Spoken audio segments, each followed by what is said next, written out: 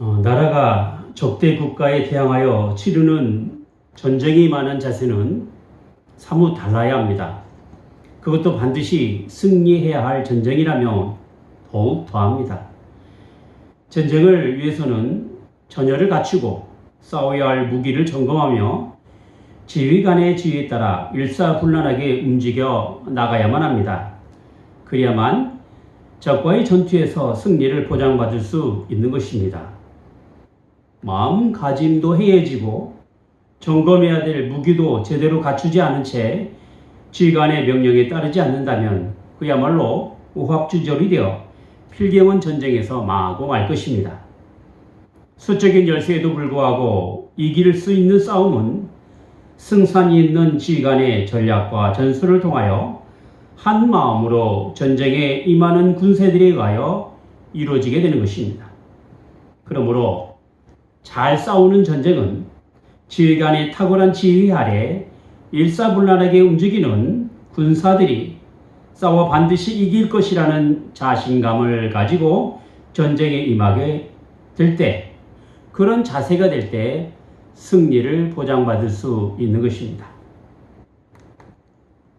오늘의 이야기는 바벨론을 향한 하나님의 진노가 마치 전쟁을 위하여 여호와의 군대를 모으는 모습을 그려내고 있으며 당신의 군대를 통하여 바벨론과 같은 세상의 악을 처벌하시는 하나님 되심을 보여주고 있습니다. 그리고 이렇게 군대를 모으고 악을 처단하시어 싸우는 모습을 환상 가운데 보여줌으로써 세상 마지막 날에 임할 하나님께서 내리실 그 심판의 모습을 계시로 선언하고 있는 것입니다. 많은 예언서가 나타나고 있는 것처럼 이사야서도 하나님의 심판이 예언되어 있는데, 그 심판이란 범죄를 용서하지 않으시는 하나님의 진노가 세상 나라를 향한 하나님의 심판으로 나타나 결국 죄를 멸하시고 하나님 나라가 도래하게 될 것이라는 메시지로 이루어져 있는 것이죠. 특별히 이사야서에 나타난 하나님의 심판이 단지 하나님을 떠난 이스라엘에 국한된 것이 아니라 죄가 만연한 전 세계적인 심판이 하나님의 진노로 인하여 나타날 것임을 알려주고 있는 것이죠. 우리는 지금까지 이사야 1장부터 시작해서 12장까지 하나님께서 이스라엘을 향한 심판에 대해서 함께 알아보았습니다. 그래서 범죄한 나라요, 허물진 백성이고 행악의 종자고 행위가 부패한 자식인 남유다를 향한 하나님의 심판이 그들의 범죄로 인한 것임을 가르쳐 주셨습니다. 그리고 이제는 이사야 13장부터 23장까지 하나님의 심판이 이스라엘을 넘어서 주변 이방 민족을 향한 예언으로 나타나가 있음을 알아보게 될 것입니다.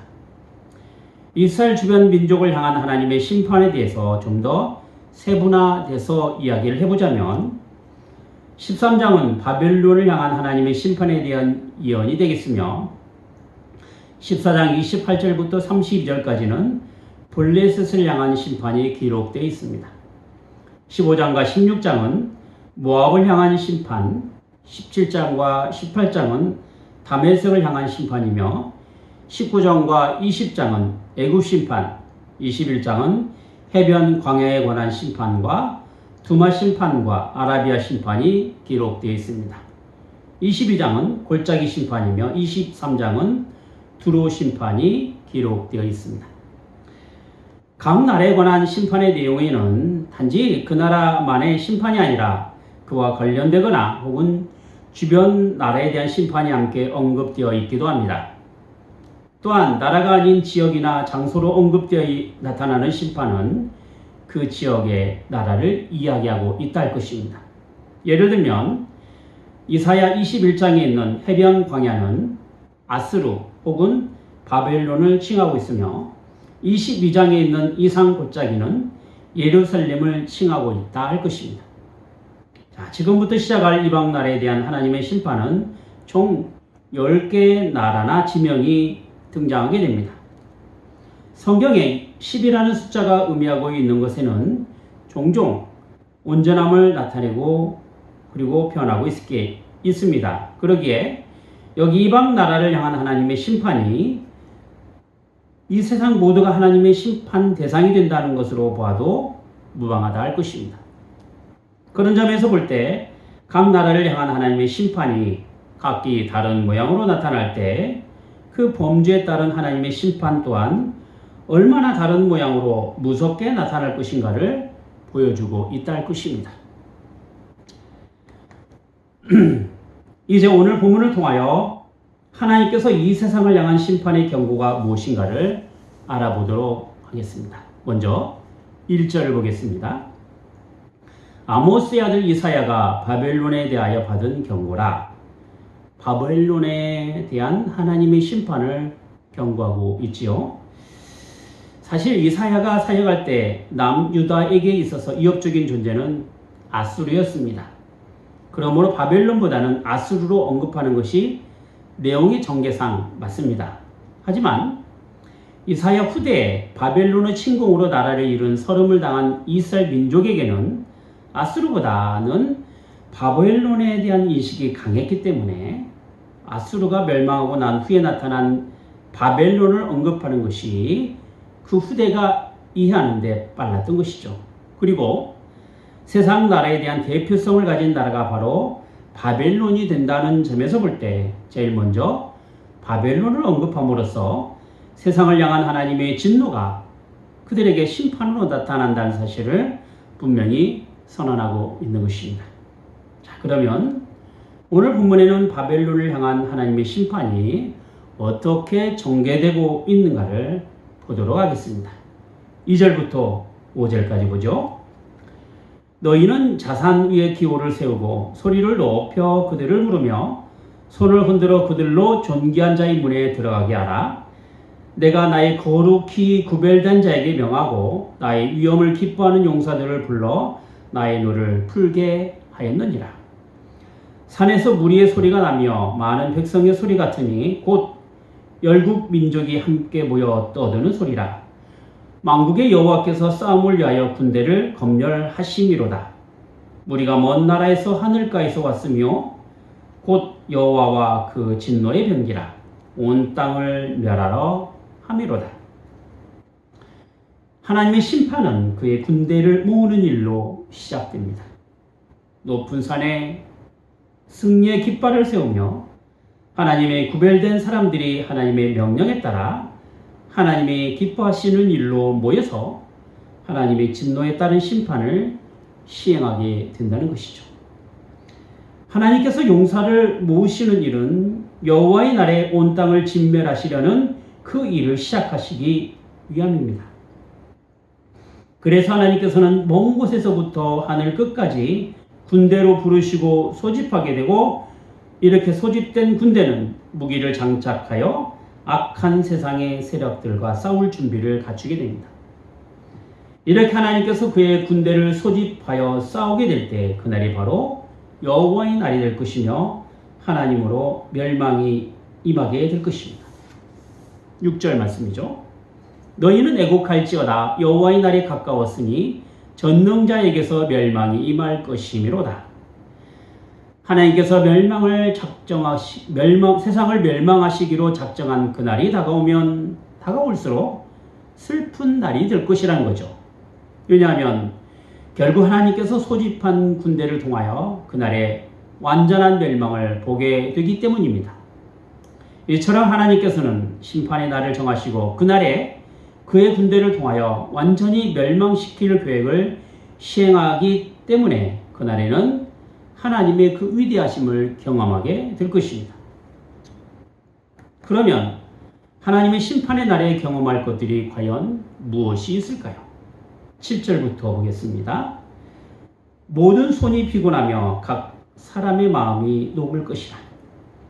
하나님의 심판이 얼마나 큰지 하나님의 진노를 도무지 견딜 수 없을 정도로 육체는 힘이 없어지고 정신적으로는 허약해질 대로 허약해진 마음을 갖게 된다는 것입니다.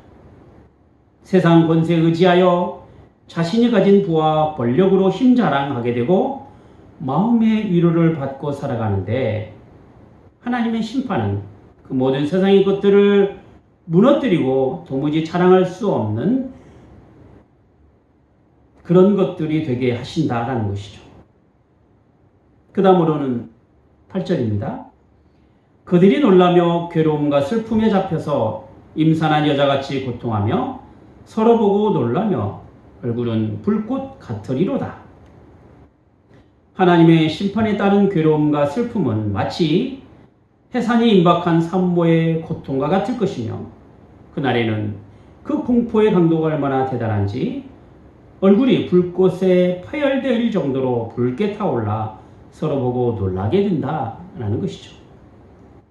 다음으로는 9절과 10절입니다. 여호와의 날 곧 잔혹히 분냄과 맹렬히 노하는 날이 임하여 땅을 황무케 하며 그 중에서 주인을 멸하리니 하늘의 별들과 별 떨기가 그 빛을 내지 아니하며 해가 돋아도 어두우며 달이 그 빛을 비추지 아니할 것이로다.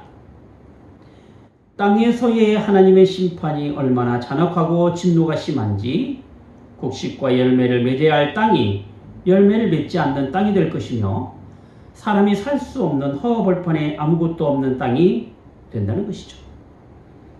지금처럼 편하게 먹고 마시며 쉴 수 있는 땅이 아니라 그 편안함이 사라지고 의식주를 해결할 수 없는 잔인한 날이 될 것이라는 겁니다.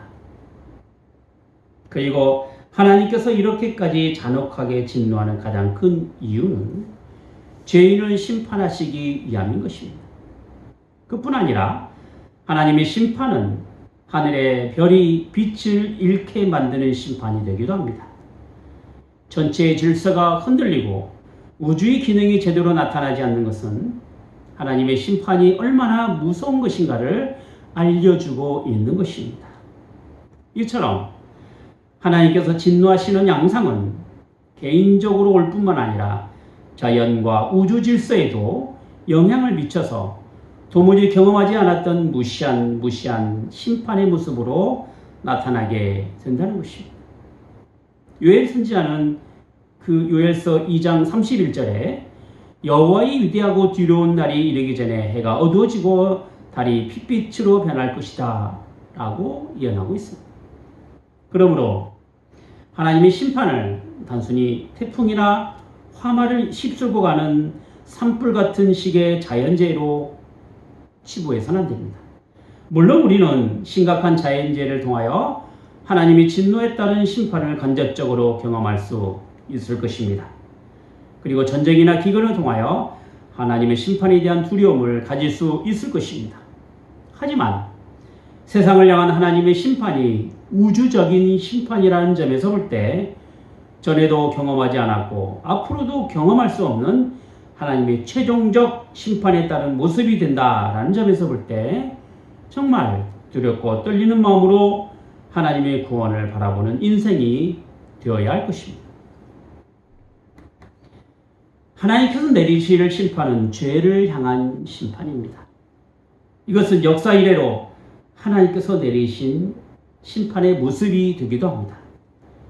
노아 홍수의 심판은 사람의 죄악이 세상에 관영하여 마음의 생각과 계획이 항상 악할 뿐임을 보시고 내리신 심판이었습니다. 바벨을 쌓아 꼭대기를 하늘에 닿게 하여 자신들의 이름을 내고자 한 그 교만한 인생을 향하여 하나님께서는 그들의 언어를 혼잡게 하여 온 지면에 흩어 놓으셨습니다. 불과 이왕으로 멸망에 이르게 한 소돔과 고모를 향한 하나님의 심판은 그 죄악이 심한 상태로 인한 부르짖음이 큰 이유였습니다. 이처럼 하나님의 심판에는 언제나 인간의 죄와 깊은 관련이 되어 있으며 그 죄는 육체적인 죄와 더불어 인간 내면에 있는 죄악된 근성도 포함이 되어 있는 것이죠. 하나님께서 바벨론을 심판하시는 가장 큰 이유가 무엇이었습니까? 11절과 12절을 보겠습니다. 내가 세상의 악과 악인의 죄를 벌하며 교만한 자의 오만을 끊으며 강포한 자의 거만을 낮출 것이며 내가 사람을 정금보다 희석케 하며 오빌의 승금보다 희귀케 하리로다. 세상 나라를 대표하는 바벨론의 죄는 그들이 가진 힘으로 나라를 정복할 수 있고 모든 것이 가능할 수 있다는 교만함이었습니다.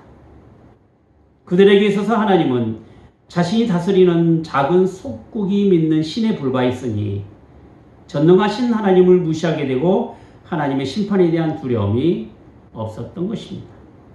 그런 점에서 볼 때 하나님께서 내리실 바벨론을 향한 심판은 그들이 모여서 무엇인가 할 수 있다는 교만함을 끊어버리고 낮추는 일이었습니다. 그래서 심판으로 인하여 멸망한 결과는 귀한 금보다 더 찾기 힘들 만큼 사람을 보기 어렵게 만들 것이라고 한 것이죠. 이처럼 하나님의 진노로 인한 심판에는 하늘을 진동시키며 땅을 흔들어 도무지 한 곳에서 살 수 없어 마치 쫓기는 노루처럼 주인 없는 양같이 뿔뿔이 흩어지며 도망가게 할 것이라는 것이죠.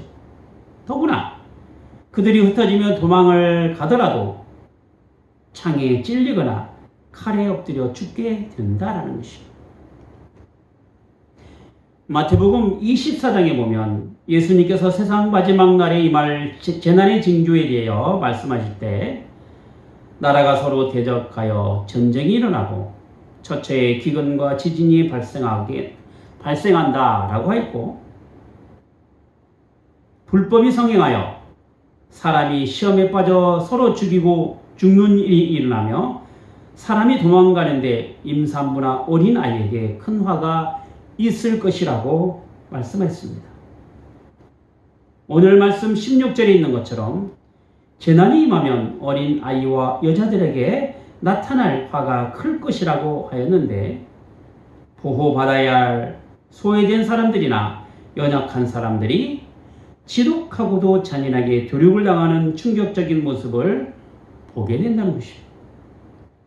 최소한의 인간성이 말살되고 잔인하게도 생명을 앗아가며 치욕을 당하게 되는 것은 인간이 가진 죄가 얼마나 큰 것인가를 하나님께서 심판이라는 방법을 통하여 보여주고 있다는 것입니다. 그래서 우리는 하나님의 심판을 통하여 인간의 죄가 결국 멸망을 받을 수밖에 없는 것임을 새삼 깨달아가야 할 것입니다.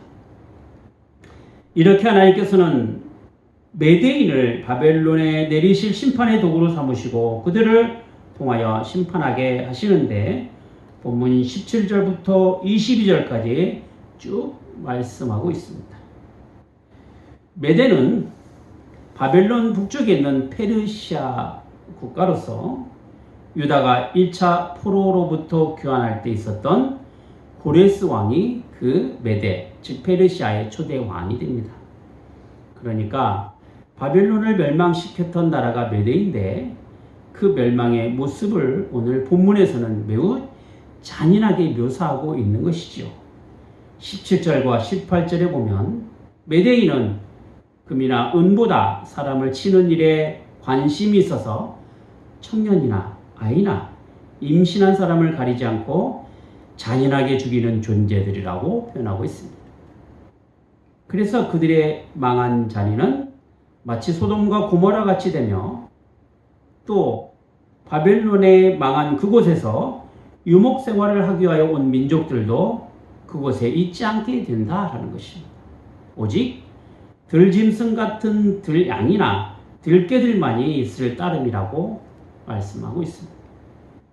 하나님의 심판으로 인하여 아무도 찾지 않을 정도로 처절하게 망하는 바벨론이 될 것이다 라는 그 이야기인 것이죠.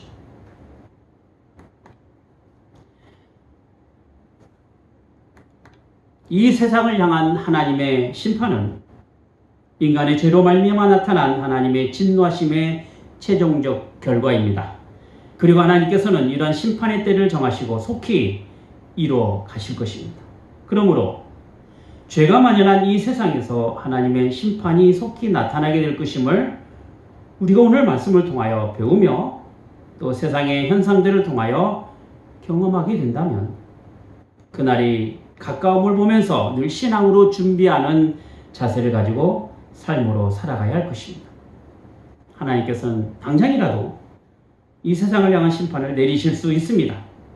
이것은 알곡과 측정인을 가르는 일이기도 하고 양과 염소를 나누는 일이 되어서 더는 하나님의 사람들이 죄에 시달려 살아가지 않도록 하시기 위한 하나님의 심판이 되기도 할 것입니다. 하지만 하나님께서는 길이 참으시고 아직 깨닫지 못하고 아직 부르심에 반응하지 않는 남은 사람들을 향하여 기다리고 계십니다. 구원의 수가 다 찰 때까지 오래 참으심으로 기다리시는 하나님이 되시는 거죠.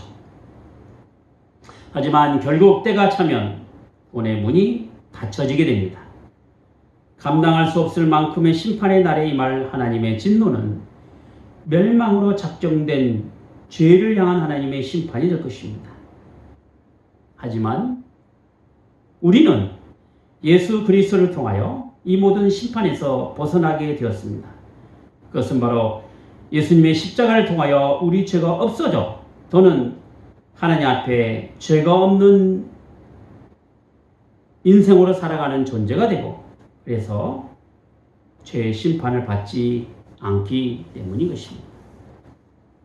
기도하겠습니다.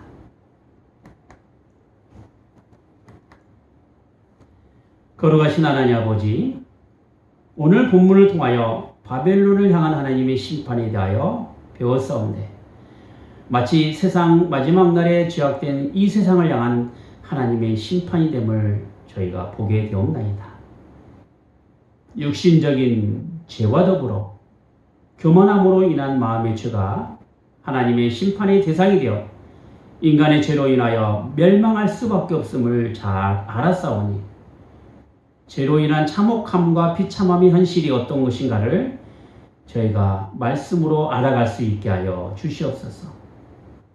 또한 하나님께서는 오래 참으심으로 기다리지만 결국은 하나님께서 작정하신 때에 심판하신다는 이 분명한 사실을 잘 알아서 늘 두렵고 떨림으로 저희의 구원을 이루어가며 믿음으로 승리하는 귀한 하나님의 사람들이 다 되게 하여 주시옵소서. 주 예수 그리스도 이름으로 기도하옵나이다. 아멘.